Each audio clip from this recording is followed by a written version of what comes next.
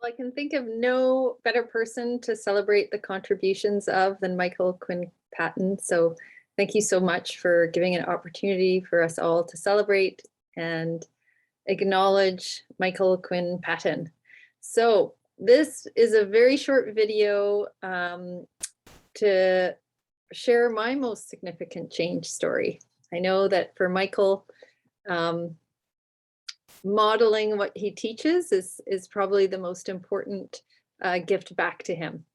So I'd like to do that. So just briefly, I met Michael in person in March of 2018 at a workshop in Vancouver, British Columbia, a principles focused evaluation workshop. And it absolutely blew my mind. I discovered later I'd been reading his works since graduate school many decades earlier and had just not connected the dots. So that workshop I was blown away by. I was a bit cynical walking into the workshop thinking, oh yeah, whatever. And soon was really taken by not only his brilliance, but also his way to connect with the audience and move us all forward one step at a time. And from there, I worked with Michael. He helped me with the body of work that I've been working on for a few decades called the Belonging Matters Framework and Approach to Complex Social Problems. And I was working on the overdose crisis, and he helped me with refining the theory of change, guiding principles, and creating really robust tools, reflective learning practice tools. And we also worked on many projects around building trust across the world's divides, from Australia and Indonesia to South Africa and Nepal, where else? France, Quebec, and Kenya. We did that all through the pandemic years. I kind of jotted down all the different ways, and he has really been a great mentor in my own consulting and training practice, and has been a guest speaker to various programs, essential worldview skills for a rapidly changing world, addressing racism from the inside out, and really helped with all the reflective learning practices for that entire body of work. So I'm extremely grateful. So now for my most significant change story. So it's like, I can't choose one story. There's just too many stories of most significant changes. So I thought what I'd do is a quick summary, Michael, because I thought that would be kind of fun. One of the most significant change stories is that time when I was experiencing microaggressions from a client. And you helped me name what was going on and turn the tables. So it became data that was collected as part of a final report.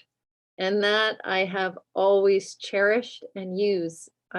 How I respond to microaggressions directed at me has changed forever since that experience. So I'm incredibly grateful. It was life-changing. Working with you on the reflective learning, the Belonging Matters reflective learning practices throughout the municipal project where I was the project lead to address the overdose crisis was also life-changing. It turned a very chaotic interagency meetings into something where people were practicing building belonging in their relationships with substance user, and the needle that how that just incorporating those tools changed the needle for everyone in how they work together and the outcomes we're able to create for everyone was incredible. And a piece of that that has always stuck with me as well is when there was a glitch that happened a year or so later. And I was quite devastated because I couldn't believe one of the stakeholders, after all this training, certain things had happened and how much had they really internalized anyhow. And that's when we went back to the theory of change and the guiding principles and tweaked things there. So it just really, the significant change is taking everything as data and just tweaking what we already have based on what we're learning and what the outcomes are. So my whole way of seeing social change, of supporting other people's efforts in facilitating, creating, working together for social change has changed tremendously since that time.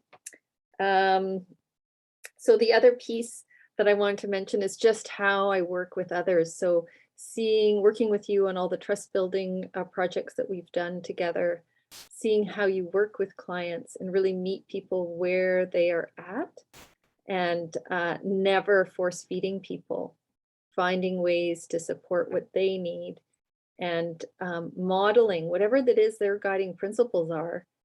You pay such close attention to that in how you interact, facilitate, teach, consult, however you want to use those words, and really decolonize the relationship so that it isn't a top-down relationship. And that's really changed how I do my work as well, paying much more closer attention to the small details within a relationship, and seeing a much greater impact and value for everyone.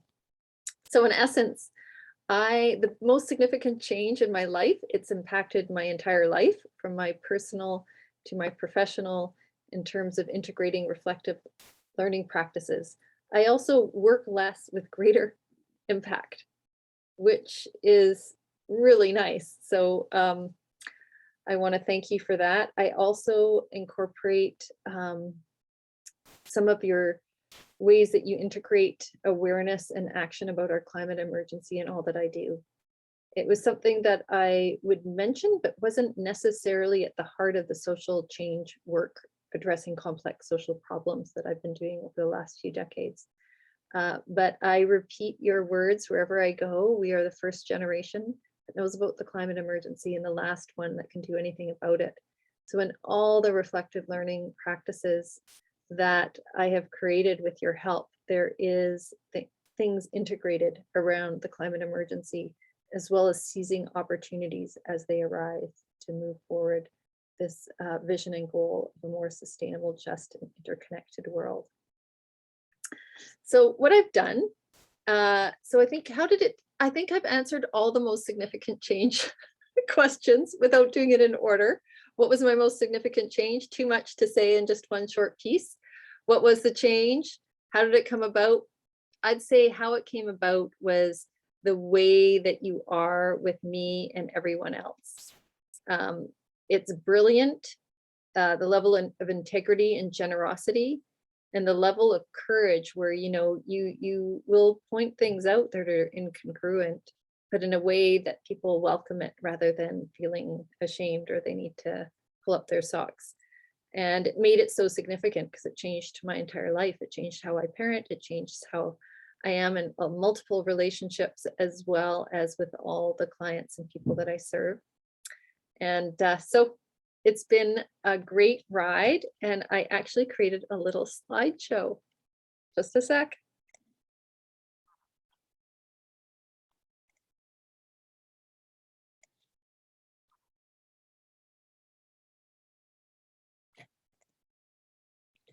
So here is the little slideshow. My favorite memories are all our Zoom calls over the last couple of years, and have so appreciated the mentorship, the collegiality, the friendship, and all the ways that we've connected. And I just wanted to remind you of all that you've supported me in terms of integrating into the body of work for the Belonging Matters framework. So almost every single workshop, every single training and facilitation training packages has those reflective learning practices that we've worked on for the last 3 years. And I remind you, you were one of the speakers for Essential Worldview Skills for a Rapidly Changing World, and also helped with the creating of the reflective learning practices. You are also the first guest speaker for the Addressing Racism from the Inside Out with Elder Larry Grant, and knocked it out of the park, and again helped me with creating the reflective learning practices. And so on that session, you focused on addressing racism and bias within ourselves and the systems we influence, and it had a tremendous impact on everyone that attended. And of course, here is one screenshot of one of the trust building groups that we worked with. And of course, my most favorite time is those planning meetings we had on Zoom and the belly laughs. And this particular photo is when we were both sharing our mutual being bullied after school as kids. And we kind of took it apart as a systems reflection and reflective learning. So thank you so much, Michael. And I celebrate your awesomeness and this book and so much more. So thanks for all that you've done for me and for the world.